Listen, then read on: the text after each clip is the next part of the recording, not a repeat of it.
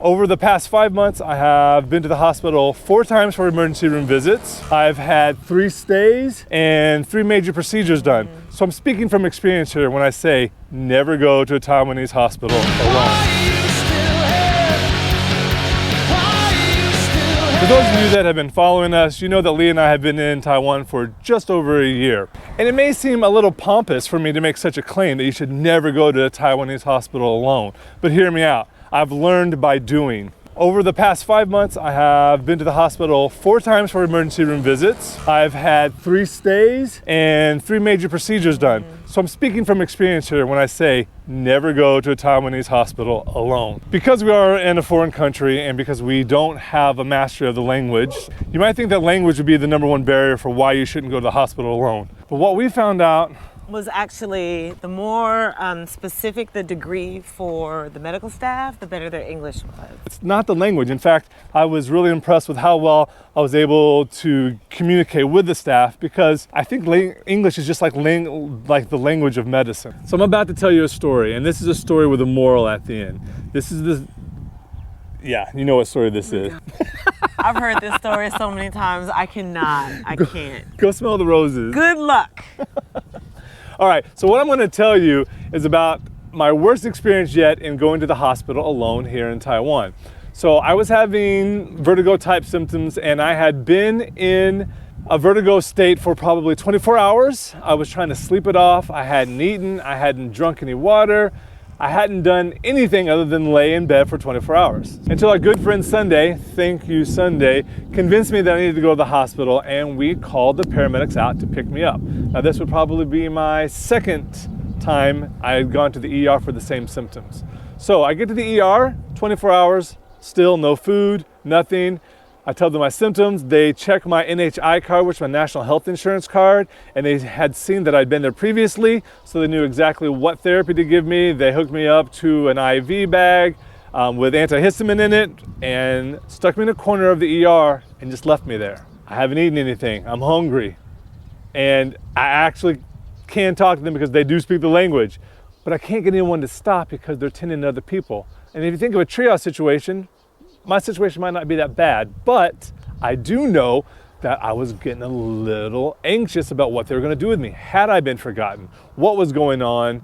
And then probably 36 hours into being without food, without water, thank goodness for Sunday, because Sunday charmed her way in with Pocari Sweat, which is Japanese Gatorade, it's the best, and her homemade congee, which was absolutely delicious. And that's when the doctor came over and said, oh, we're going to have to admit him to the hospital. And I thought, this is great. I've got food, I've got drink, they're gonna put me into a hospital room. So they slide me into a hospital room with 3 other companions, but no one really comes until I finally start to fall asleep.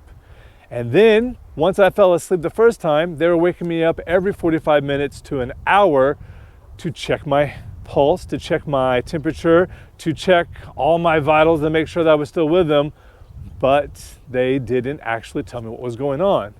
And that lasted for a full 24 hours. So I've got 1 full day that I've been living off of congee and Pocari Sweat, and no one's brought me any food. And I thought, when are they gonna feed me? Don't they know that I need sustenance? I don't have any more congee. The Pocari Sweat's gone. I'm hooked up to an IV to this bed. I can't get up and go to the bathroom. When are these nurses gonna actually do their job and take care of me? And then finally I said something, I'm hungry. Like, oh, do you want food? What do you want? Are you vegetarian? Do you have special diet restrictions? I was like, oh, good. Finally, we're getting somewhere. I said, what everyone else eats, give me a bento box. The next day, I start my meal routine and I get breakfast, and then I get lunch, and then I get dinner.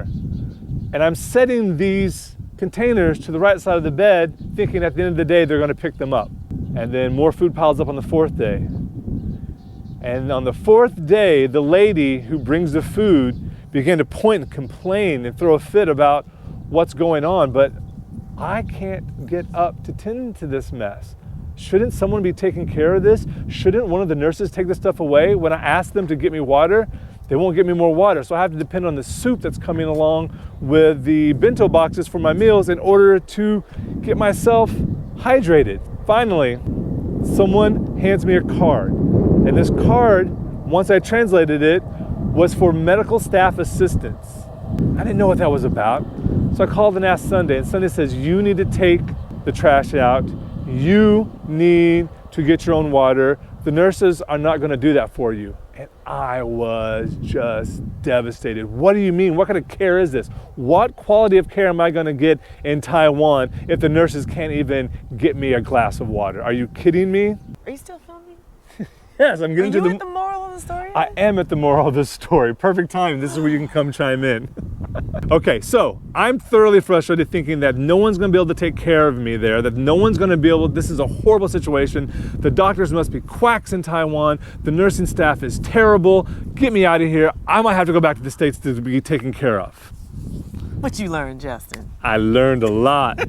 Taiwan is always teaching us. We said it before, our hashtag for Taiwan is Teach Us Taiwan, because it does. What I didn't realize is that chair next to the bed was not for my comfort. That chair was for a loved one to come and sit and also sleep in, because it folded out into a nice bed, because the family takes care of you.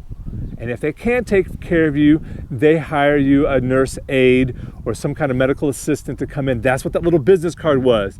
The lady that was bringing me the food was telling me, dude, hire someone because no one's gonna clean up the mess after you. You need to be able to take care of yourself. And I couldn't understand this. But knowing what we know of, not just Taiwan, but of Asia in general, filial duty is serious. Children will come take care of their parents. I don't have any children.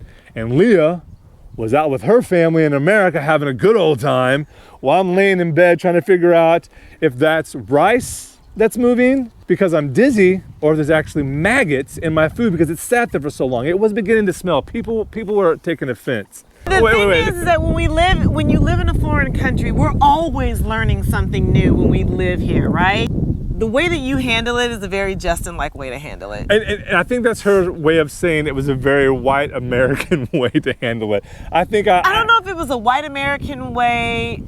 I think I was pulling some like, how dare you moments in there. You know what? I'm gonna put a link to an Instagram video to show you what I was thinking in the moment of that stay. God. You can watch that and decide for yourself it's a white if I American wasn't pulling some stupid white ass American bullshit, because I think I was. Yeah. The biggest lesson here is humility. You're in a different culture, they do things differently. Absolutely. You shouldn't expect the same. I thought medicine's medicine, we all bleed the same, we all bleed the same color, it's the same hemoglobin, do something about it. And they did, the Taiwanese way.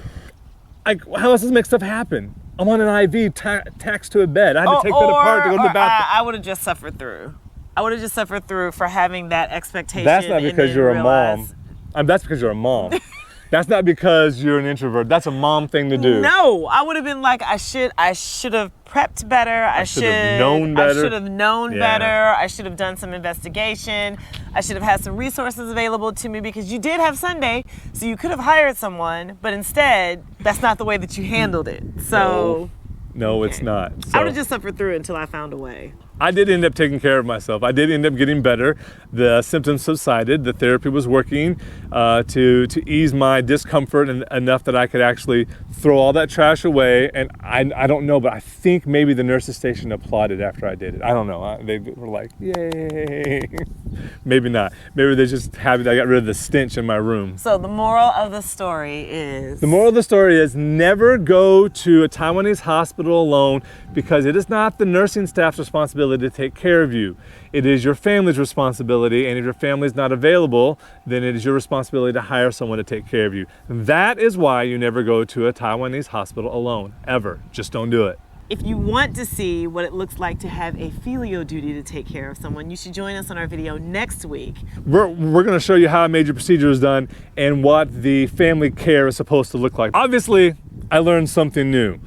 This is learned by doing. So, speaking of doing, Leah likes to leave you with a question. When's the last time that you did something for the first time? Remember, it's never too late to get up, get out, and get gone. Thank you for joining us, and we'll see you in the next video.